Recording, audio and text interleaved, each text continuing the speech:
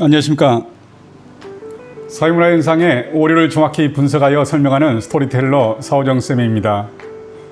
혐한이 계속되는 한 반일 또한 계속되어야 한다고 주장하는 사오정쌤이 사람들의 눈치 때문에 일본 여행을 주저하는 사람들에게 드리는 팁입니다. 일본 여행을 가기는 가야 되는데 인증샷도 못 올리고 주변 사람들에게 눈치 보며 힘들어하는 사람들은 이 영상을 참고하시기 바랍니다. 일본 여행, 굳이 가겠다면 이곳에 가라. 진정한 여행이란 새로운 풍경을 보는 것이 아니라 새로운 눈을 갖게 되는 것입니다. 오늘 저는 여러분에게 일본 여행에 대한 새로운 눈을 갖게 하려고 합니다. 이 영상을 찍기 위해 저는 여행 관련 통계를 찾아봤습니다. 2017년 한 해 동안 해외여행을 다녀온 사람은 전 국민의 26.5%, 전체 국민의 약 4분의 1이 해외여행을 다녀왔습니다.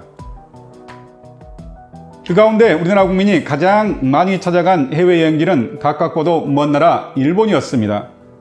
2018년 기준 무려 754만 명이 일본 여행을 경험하였습니다.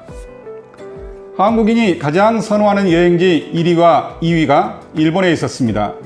1위가 일본의 오사카, 2위가 일본의 도쿄, 3위가 태국의 방콕이었습니다. 꽃을 사랑한다고 하면서 꽃에 물주기를 멈추는 사람은 없습니다. 대한민국을 사랑한다고 하면서 일본을 옹호하는 사람은 없어야 합니다. 중국의 국보로 추앙받고 있는 순원이 쓴 삼문주의를 보면 이런 내용이 있습니다. 이 이야기는 홍콩에서 내가 이 눈으로 똑똑히 본 사실입니다. 어느 노동자가 매일 선창가에서 목도채 하나와 두 가닥의 새끼줄을 가지고 여행객의 짐을 나르고 있었습니다. 당시 마닐라식 복권이라는 것이 유행했는데 그는 저축한 돈으로 복권 한 장을 샀습니다. 그는 집이 없었기 때문에 복권을 그 복도체 안에 보관하였습니다. 드디어 추첨 날, 자기 복권이 당첨된 걸 알고 너무 기뻐서 미칠 지경이었습니다. 그런데 너무 기쁜 나머지 손에 쥐고 있던 목도체를 새끼줄과 함께 바닷속에 던지고 말았습니다. 이 비유로 말하면 복권은 세계주의이고 이것으로 큰 돈벌이가 되었던 것입니다. 목도체는 민족주의이고 유일한 생활도구였습니다. 근래에 신문화에 입을 올리는 학생들도 세계주의를 제창하고 민족주의는 세계조리에 맞지 않다고 생각합니다. 이제 순원이 아니라 사오정쌤이 말합니다. 오늘날 우리가 누리는 번영은 로또에 당첨된 부두 노동자에게 일시적으로 기쁨을 주었던 로또 용지에 불과합니다. 그 로또 용지는 우리들의 정신 속에 들어 있습니다. 그 정신줄을 놓는 순간 그 로또 용지도 사라지게 됩니다. 역사를 잊은 민족에게 미래의 번영은 있을 수 없습니다. 와신상담의 마음 자세를 가져야 합니다. 오너라 부처와 월나라 부천의 이야기를 마음속에 새겨야 합니다.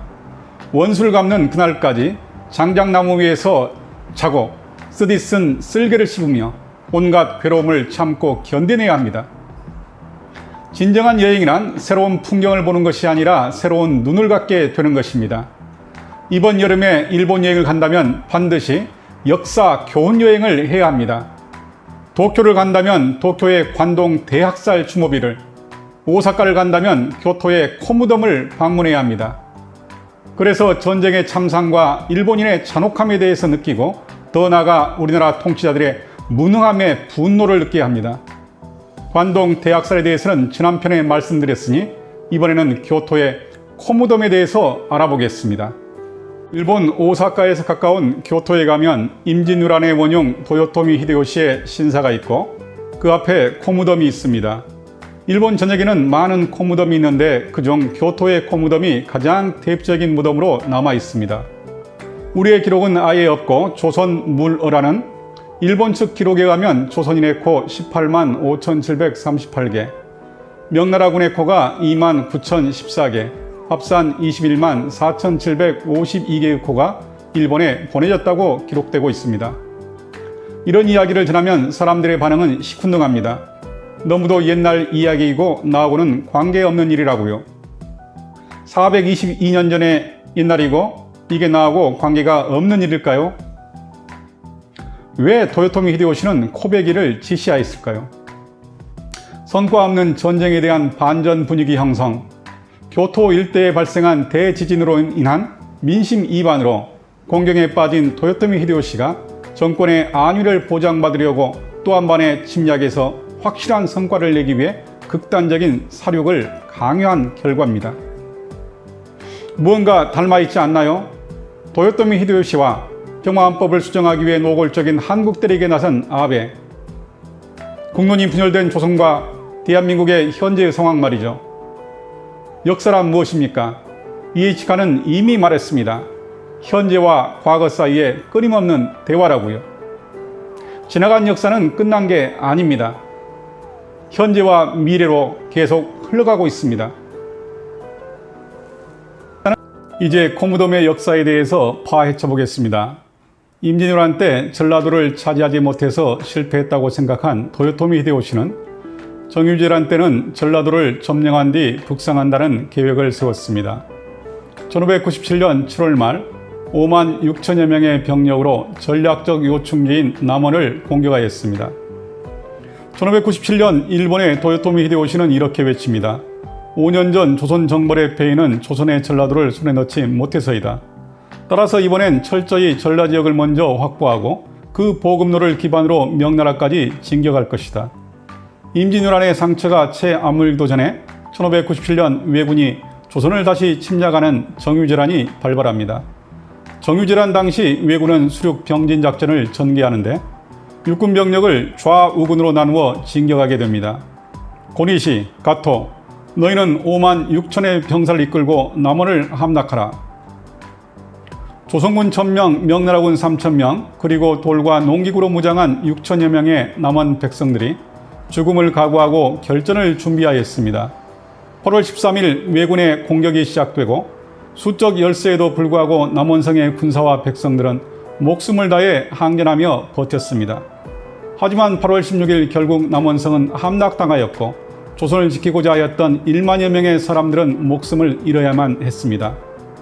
강항의 간양록과 조경남의 난중 잠록에 가면 정유재란 때 도요토미 히데요시는 출정 장병들에게 이런 엄포를 놓았다고 합니다. 사람마다 귀는 둘이요 코는 하나다. 목을 베는 대신에 조선놈의 코를 베는 것이 옳다. 병졸 하나에 코 한되씩이다. 모조리 소금으로 절여서 보내도록 하라. 이렇게 장수들에게 명령을 내려서 코수를 채운 뒤에야 비로소 사로잡는 것을 허락하였답니다. 더욱 천인 공로할 일은 죽은 사람이 아닌 산 사람, 심지어 부녀자들과 어린아이까지도 코를 베어가는 만행을 저질렀습니다. 위장인 가토 기요마사는 이렇게 기록했습니다. 한 사람당 조선인의 코가 3개씩 할당됐다. 검사관이 검사한 뒤에 큰 통에 넣어 소금에 절여서 일본에 보냈다고 합니다. 도요토미 히데요시가 보낸 검사관은 코를 베어온 부대장에게 청취장을 써줬고 이는 후에 포상으로 돌아왔던 것입니다. 코는 큰 통에 담겨 히데요시에게 보내졌습니다. 일제강점기 교과서에 이런 그림으로 소개되고 있습니다. 히데요시가 코가 담겨있는 큰 통을 지켜보고 있는 모습입니다. 히데요시는 코를 보내온 장수에게 노고를 치하는 공문서를 보냈다고 합니다. 남원성 전투에서 북문을 공격했던 시마즈 요시히로에게 1597년 9월 13일 보낸 문서에 이렇게 치하하고 있습니다. 8월 16일 보낸 보고서를 보았다. 13일 그 성을 포위하여 15일 밤에 함락시키고 자른 코가 421개가 도착하였다. 수고했다. 도요토미 히데요시. 이수광의 지복유술과 유성룡의 징비록 등에는 전쟁 이후에 시골 장날에는 코 없는 사람들이 얼굴을 가리고 다닌다고 기록하고 있습니다. 왜 왜군들은 살아있는 사람들의 코까지 베었을까요? 왜군 장수들 사이에 코베기 실적 경쟁이 벌어져 전공을 부풀리기 위해 전사자뿐만 아니라 살아있는 민간인들의 코까지 잘라갔습니다. 가져간 코가 병사의 것인지 민간인의 것인지 구별되지 않는다는 점을 악용한 행위였던 것이죠. 히데요시는 조선에서 보내온 코를 담은 통들을 마차에 싣고서 자신의 위대함을 과시하기 위해 일본인에게 구경을 시켰습니다. 그리고 나서 코무덤을 만들었던 것입니다. 코가 잘린 사람들의 원혼을 달랜다는 명목이었으나 속내는 자신의 위대함을 과시하는 것이었습니다. 나중에 하야시 라잔이라는 유학자가 코무덤의 명칭을 귀무덤이라고 순화시켰다고 하나 그들의 잔인함까지 순화되지는 않았습니다. TV를 보니 일본에 가는 여행객들이 방송 인터뷰를 꺼려하시던데 그럴 필요 없습니다. 공항에서 한국이나 일본 언론에 인터뷰 요청이 들어오면 이렇게 당당하게 응하십시오. 우리 한국 국민이 미워하는 것은 일본 전체 국민이 아닙니다. 아베 정권과 혐한 세력들이죠. 아무리 두껍게 언 얼음이라도 그 얼음 아래에서는 물이 흘러갑니다. 저는 한일 간의 교류는 지속되어야 한다고 생각합니다. 그래서 1년 전부터 계획된 일본 여행을 취소하지는 않았습니다. 하지만 이번 여행의 테마는 역사 교훈 여행입니다. 도쿄에 있는 관동 대학살 추모비와 교토에 있는 조선인 코무덤을 반드시 참배할 예정입니다. 여러분은 국민의례 때 실시하는 순국선열에 대한 묵념 때 어떤 생각으로 임하십니까? 오늘 시청해 주셔서 감사합니다.